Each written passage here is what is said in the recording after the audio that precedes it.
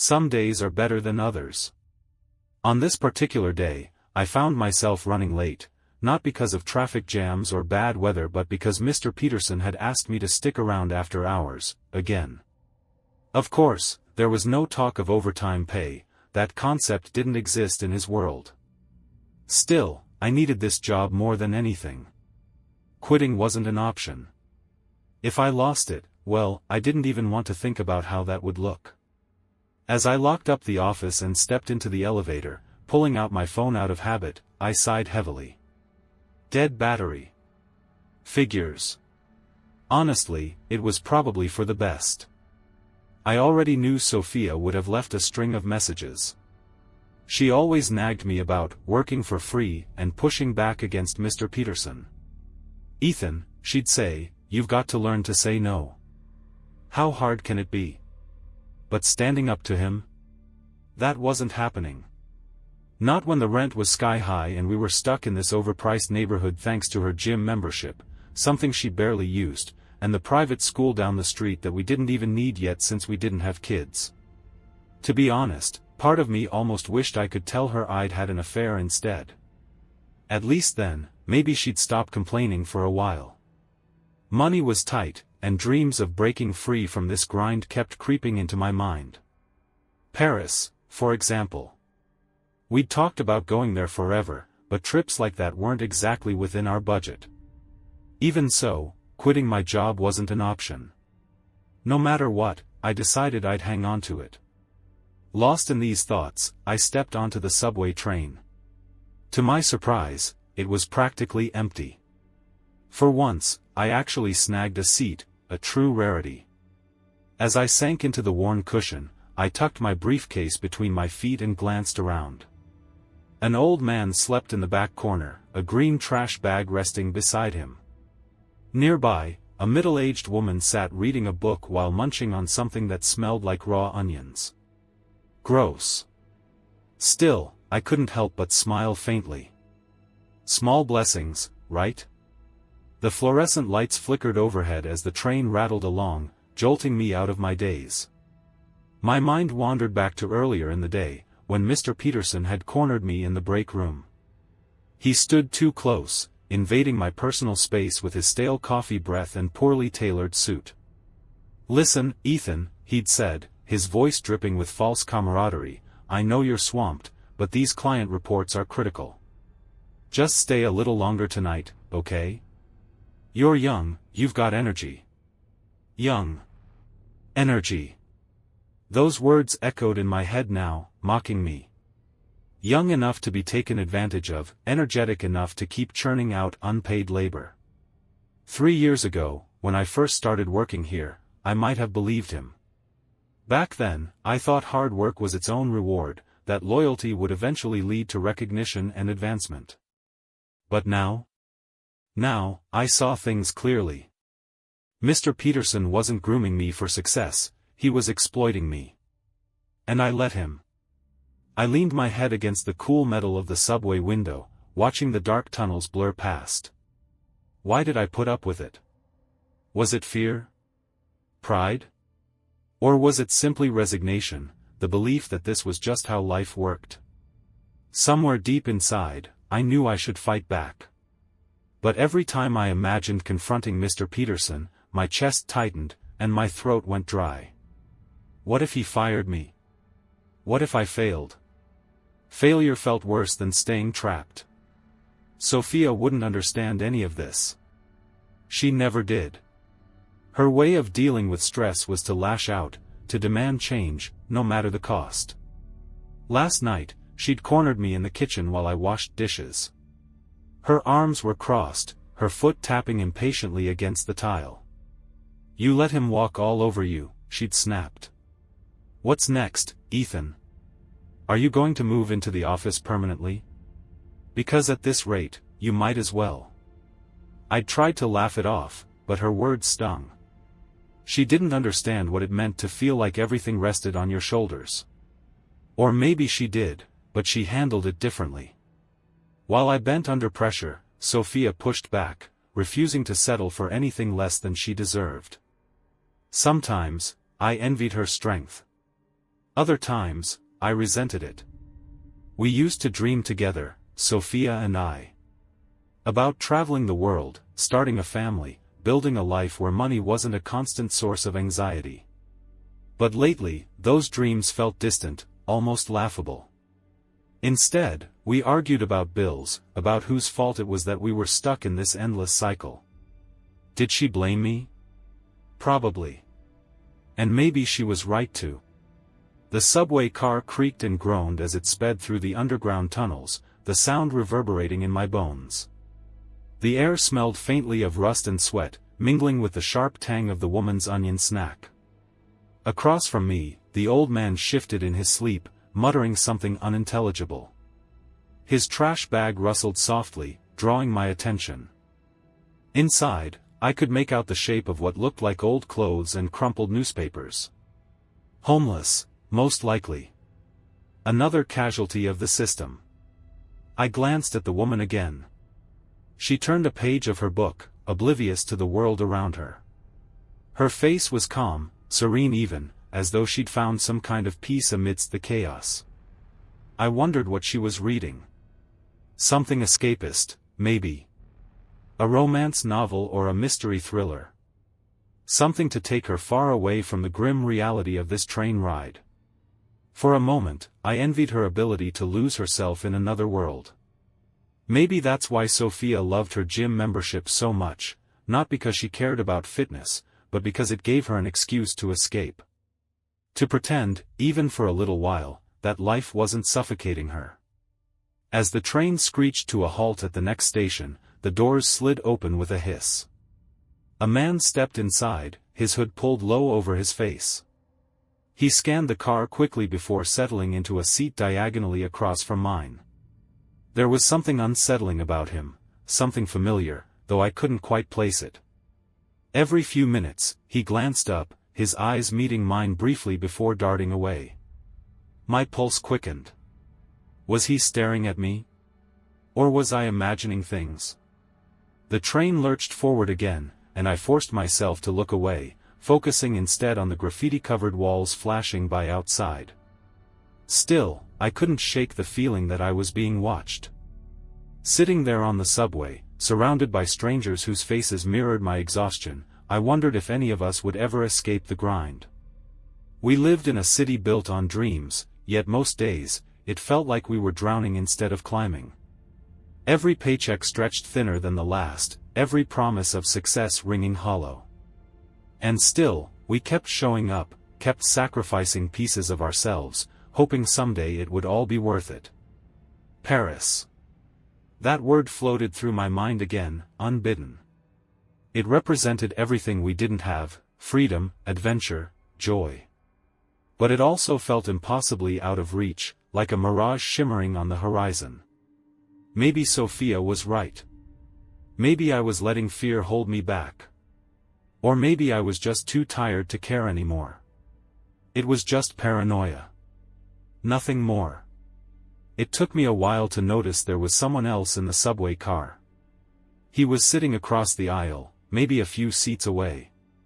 The guy looked like he could be my age, early 30s at most. He wore a suit but no tie, and his hair was messy, damp with sweat. What really caught my attention was this black duffel bag perched on his lap. Every now and then, he'd glance down at it, almost like he was making sure it hadn't sprouted legs and decided to take off on its own. Out of habit, I reached for my phone, forgetting it was dead. Pretending to text, I kept sneaking peeks at him. Something about that dude gave me the creeps. When he suddenly turned his head and caught me staring, I jerked my eyes back to my phone screen as if it held the secrets of the universe. That's when I spotted a crumpled-up newspaper lying on the floor near the opposite seat. Stretching out my foot, I dragged it over and shook off some dirt before flipping through the pages. I wasn't looking for anything specific, just something to distract myself from the awkward tension building between us. As I skimmed the articles, one headline jumped out at me. It was about crime rates rising in our neighborhood. That reminded me of Sophia going on about how scared she was after hearing about a murder not far from her office. Last month, someone broke into our building too. Crime seemed to be everywhere these days, no matter where you went.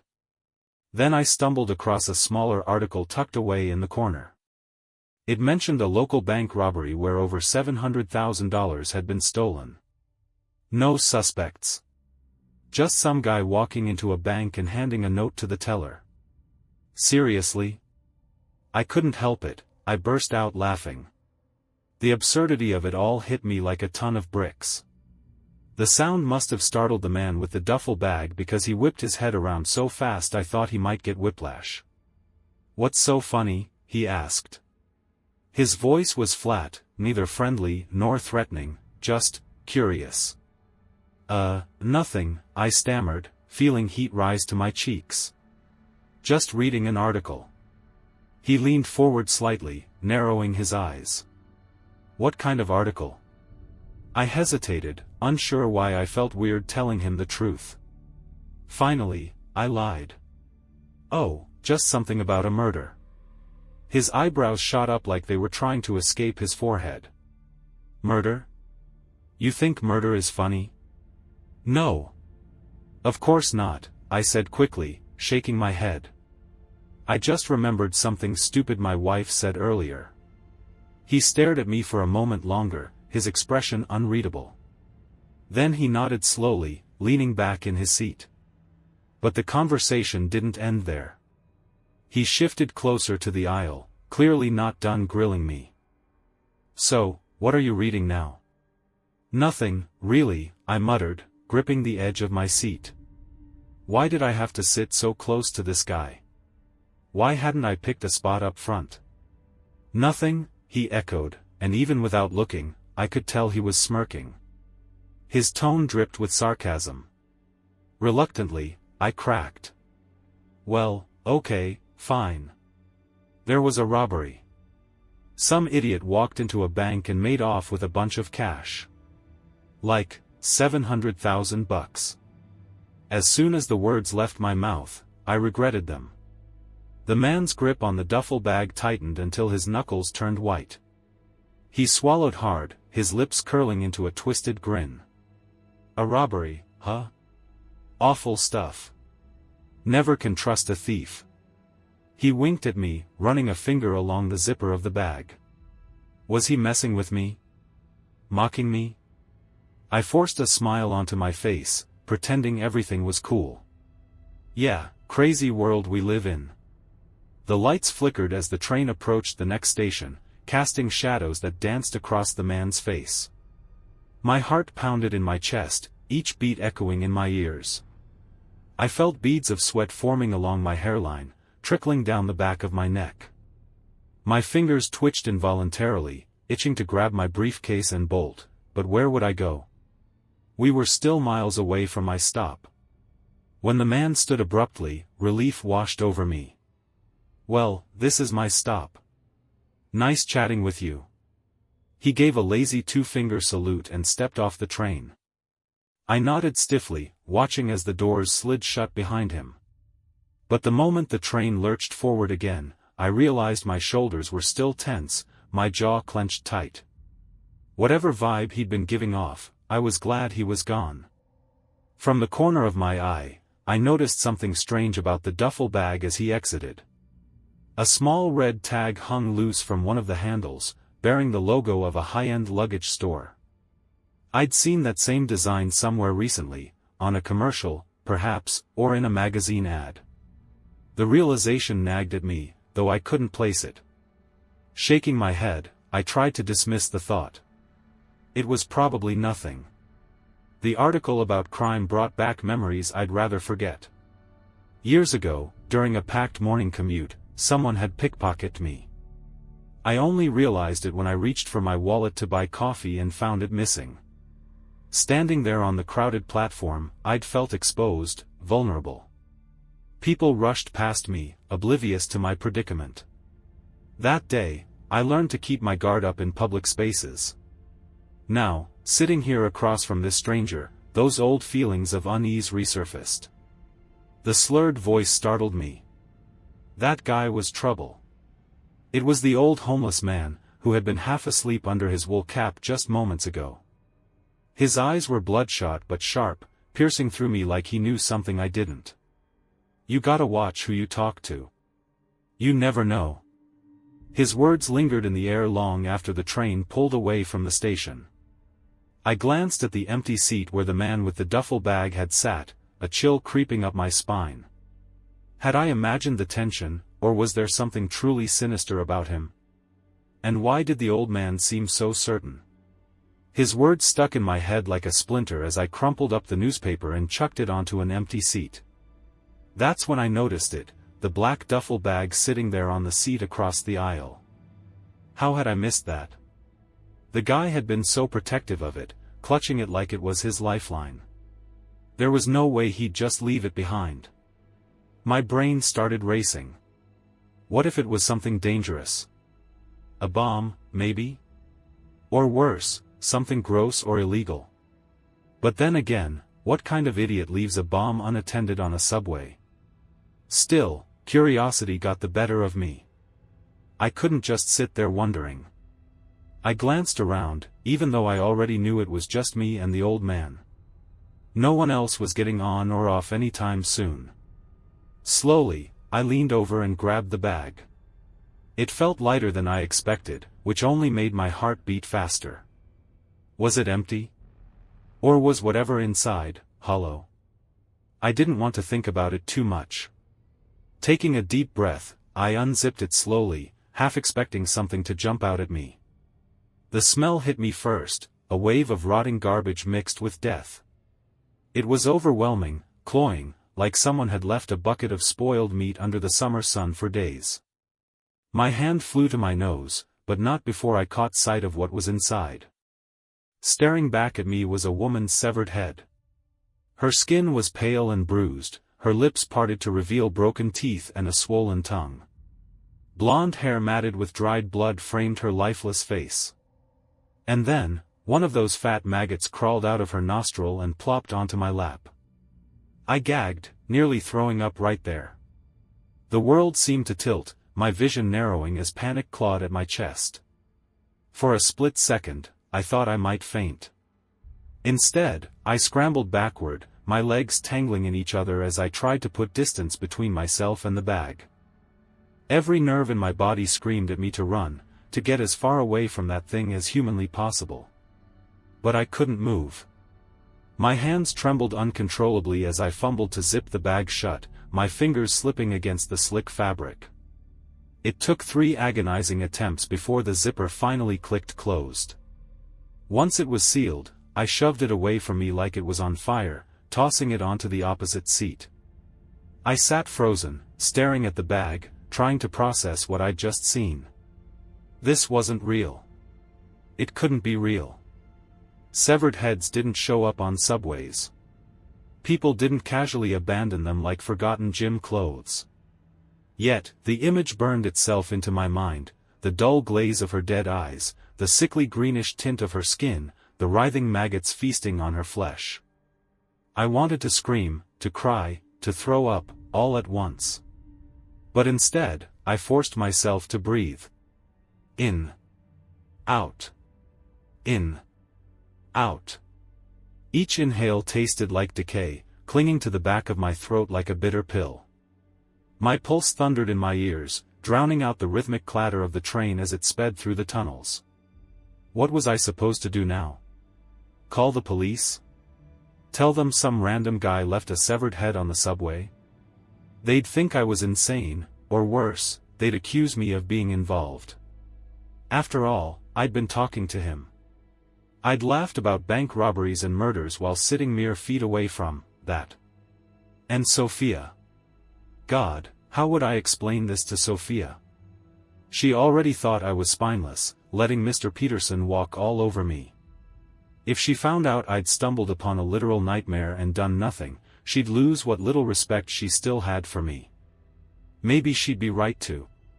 But running wasn't an option either. Even if I managed to slip away unnoticed, guilt would eat me alive. Every shadow would remind me of that woman's face.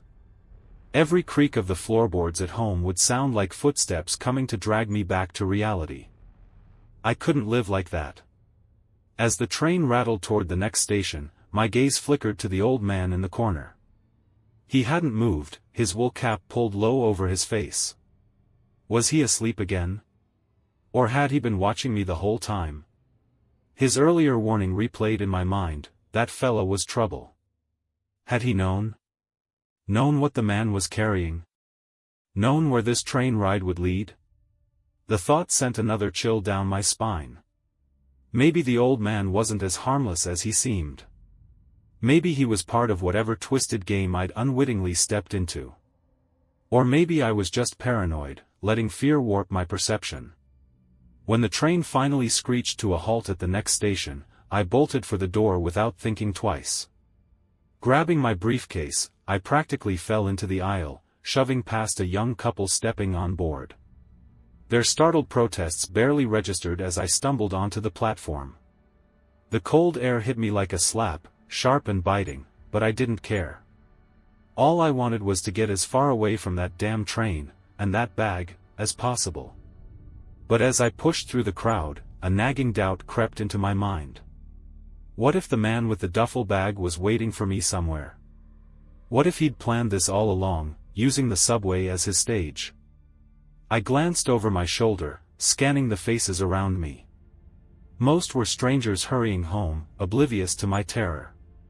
But one figure stood out, a man in a hoodie, leaning casually against a pillar. His face was partially hidden, but something about his posture felt familiar. Standing there on the platform, I realized how easily our lives could unravel. One moment, I was just another commuter, annoyed by long hours at work and petty arguments with Sophia. The next, I was knee-deep in madness, staring into the abyss of someone else's violence. Life was fragile, unpredictable, a single misstep could send you tumbling into darkness. And yet, here I was, still breathing. Still standing. Maybe survival wasn't about strength or bravery. Maybe it was about luck. About being in the wrong place at the wrong time and somehow walking away unscathed. Or maybe it was just a matter of time before fate caught up with me. The moment my feet hit the platform, I heard it, a sharp pounding on the window of the subway car. I turned to see a young girl with blonde hair, her face pressed against the glass as she tapped urgently. Her eyes locked onto mine, and then she pointed at something I couldn't see but knew all too well, the black duffel bag. Those golden locks of hers were almost identical to the ones caked in blood inside that cursed thing. I raised my hands quickly, shaking my head and waving her off like I was shooing away a stray dog. The message was clear, I wanted nothing more to do with that bag or its contents. She hesitated for a second, glancing back at the guy sitting next to her, probably some boyfriend or friend. He shrugged, looking just as confused as she did. Finally, she grabbed the bag, dragging it toward her seat. I didn't stick around to watch what happened next. I turned and walked away, trying to act casual, though my legs felt like they might give out under me. Each step echoed loudly in my ears, every movement exaggerated by the weight of guilt pressing down on me. The fluorescent lights above flickered erratically, casting long shadows across the platform. The air smelled faintly of rust and damp concrete, mingling with the lingering stench of decay that seemed etched into my nostrils. Every breath felt labored, as if the world itself had conspired to suffocate me. The cold November wind whipped through the station, biting at my cheeks and sending shivers down my spine. Yet, even amidst the chill, beads of sweat trickled down my back, soaking into my shirt. As I moved farther from the train, the rhythmic clatter of wheels faded into the distance, replaced by the muffled hum of distant conversations and the occasional screech of brakes. But none of it mattered. All I could hear was the pounding of my heart, each beat reverberating in my chest like a drum signaling doom. The guilt started creeping in before I'd even made it halfway down the platform. What if she opened it? What if she unzipped it right there in front of everyone? I could picture their faces, her wide-eyed scream, him jumping up in shock, both of them yelling for help while pointing at me through the window. Would they call the cops? Would they describe me to the authorities? He was walking fast, they'd say. Carrying a briefcase. By the time I stepped off the platform and onto the street, paranoia had taken hold of me completely. Every person I passed seemed suspicious now. That guy over there with the backpack, what was he hiding? And that woman clutching her grocery bag so tightly, was it really just groceries? Crime wasn't supposed to be this close to home, not in our neighborhood. But here I was, fresh off an encounter with a severed head, wondering how many other people were carrying secrets, or worse, under their arms. I tightened my grip on my briefcase, suddenly hyper-aware of its weight. Was it obvious? Did it look like I was hiding something? My mind raced with scenarios, each one darker than the last. I imagined police cars pulling up beside me, officers leaping out with guns drawn. Or worse, someone recognizing me from the train station and pointing me out to a cop. What had I done? I should have stayed. Should have said something, to the girl, to the old man, to anyone who would listen. Instead, I ran. Ran like a coward, leaving two strangers to deal with the horror I'd uncovered. How could I live with myself knowing that? But what choice did I have? Staying meant risking everything, my freedom, my sanity, maybe even my life. If the cops got involved, they'd ask questions I couldn't answer. They'd dig into my past, uncover every mistake I'd ever made. Sophia would find out. Everyone would find out. And then what? Would I end up in handcuffs, accused of crimes I didn't commit? Still, the image of that girl opening the bag haunted me. Would she scream loud enough for the whole train to hear? Would her companion wrestle it away from her before it was too late? Or would they both sit there frozen in silence, staring at the grotesque sight until someone else noticed? Every step felt heavier than the last, weighed down by guilt and fear. I should have left the damn bag alone. Hell, I shouldn't have even touched it. But curiosity got the better of me, and now here I was, stuck in this nightmare. Some days are better than others, but this one? This one was shaping up to be unforgettable for all the wrong reasons. As I trudged along the sidewalk, my thoughts drifted to the old man on the train. His warning echoed in my mind, that fellow was trouble. Had he known about the bag? Known what it contained? Or was he simply cautioning me against trusting strangers? Either way, his words carried an eerie prescience now, like he'd seen this exact scenario play out before. And what about the man in the hoodie I'd spotted earlier? Was he still watching me? Following me? I glanced over my shoulder, scanning the crowd for familiar faces. Most were ordinary commuters hurrying home, oblivious to my plight. But one figure stood out, a shadowy silhouette lingering near a lamppost. As soon as our eyes met, he turned and disappeared into the darkness. My pulse quickened. Was I imagining things? Or was someone really tracking my every move? The thought sent a fresh wave of panic coursing through me. If I couldn't trust the people around me, who could I trust? Standing there on the edge of the bustling street, I realized how thin the line between normalcy and chaos truly was. One moment, you're just another face in the crowd, living your mundane life. The next, you're thrust into a world of violence and terror, forced to make impossible choices. Life was fragile, unpredictable, a single misstep could change everything. Yet, here I was, still breathing. Still standing. Maybe survival wasn't about strength or bravery. Maybe it was about luck. About being in the wrong place at the wrong time and somehow walking away unscathed. Or maybe it was just a matter of time before fate caught up with me. The cold November air bit at my skin as I trudged home, gripping my briefcase like it was the only thing keeping me grounded. People passed by in a blur, some hauling grocery bags, others lugging duffels or backpacks. It made me wonder, how many of them were carrying something they shouldn't? Something darker? The thought hit me so hard that I couldn't help but laugh. It wasn't a normal laugh, it came out sharp and jittery, almost manic. What if everyone had secrets tucked away inside their bags? Or worse, What if half the people on this street were walking around with severed heads? I shook my head, trying to clear the image, but it stuck with me. That old man's voice echoed in my mind again, his words slurred but somehow crystal clear now. You never know about some people, he was right.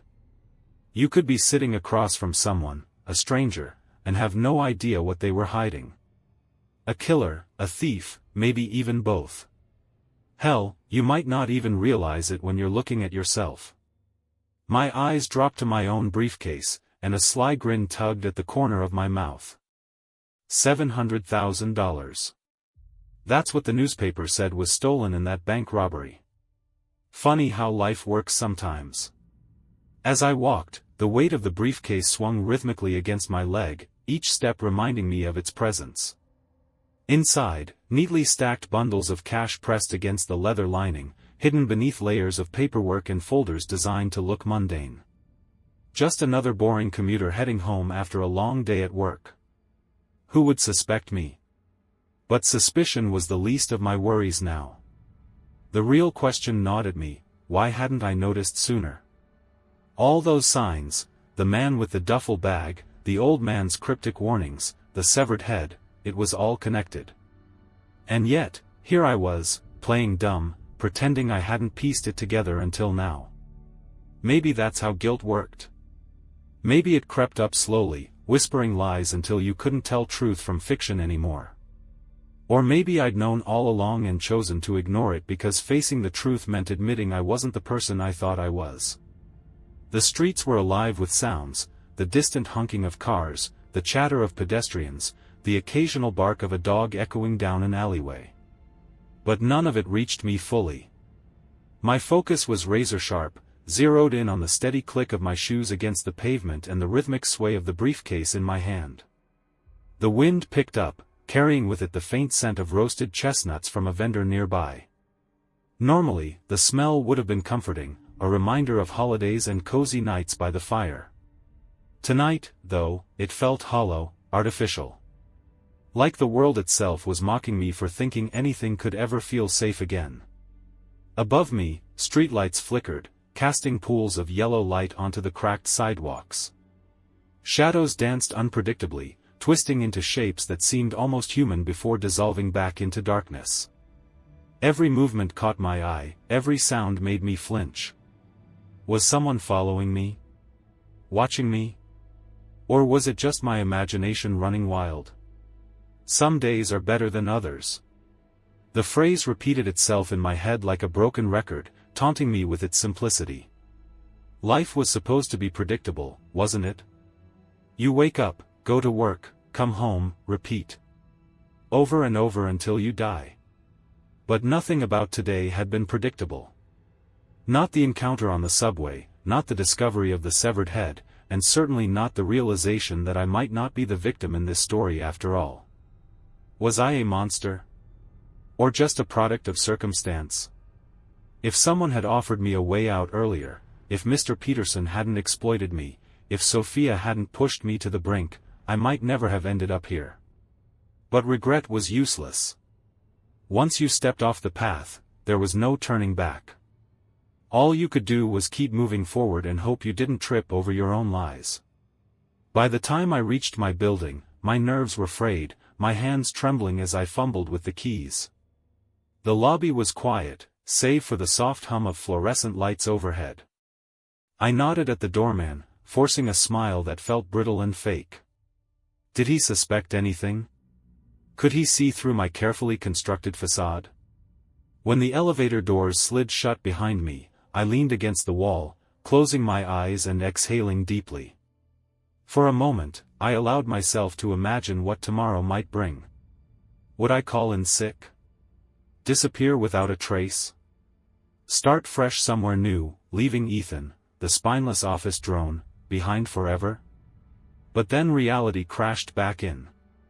The old man's warning lingered in my mind, sharper than ever. You never know about some people. His words weren't just cautionary, they were prophetic. Because the truth was, I didn't know. About him. About the man with the duffel bag. About anyone. Including myself. And deep down, I wondered if that was the scariest part of all. Back in the apartment, I set the briefcase on the kitchen table and stared at it for a long time. Its surface gleamed under the harsh overhead light, innocent and unassuming. To anyone else, it would have looked like exactly what it was supposed to be, a dull, everyday accessory for a dull, everyday man. But I knew better. With shaking hands, I flipped open the latches and lifted the lid. Beneath the stacks of cash lay a small plastic bag containing a single item, a red tag bearing the logo of a high-end luggage store. The same logo I'd seen earlier on the duffel bag.